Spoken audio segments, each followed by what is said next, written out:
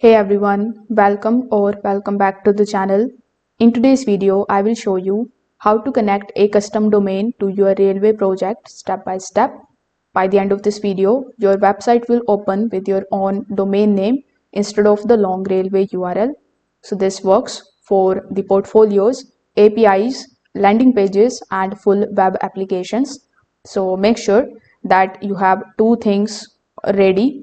You already deployed your project on Railway and you already own a domain name from any domain provider.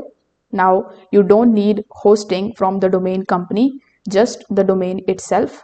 Now once you have both of these things ready, you need to first of all come here on railway.com. Afterwards, you just have to log in into your Railway account if you haven't already. Now your account is going to look something like this, where you just have to click on your profile icon on the top right hand corner of the screen. Over here, look for the option of add custom domain. You can also go to the option of the account settings. Here too, you can look for the option of connect domain. Now, when you are able to find that option, you need to start providing the information about that particular domain. It includes providing the DNS records that you need to add in your domain provider. It usually starts with A records or CNAME records pointing to railway. So you need to keep this open because you will copy those values exactly. Now you can go to the domain provider's dashboard and then you can open the DNS management page. Delete all the conflicting records if needed.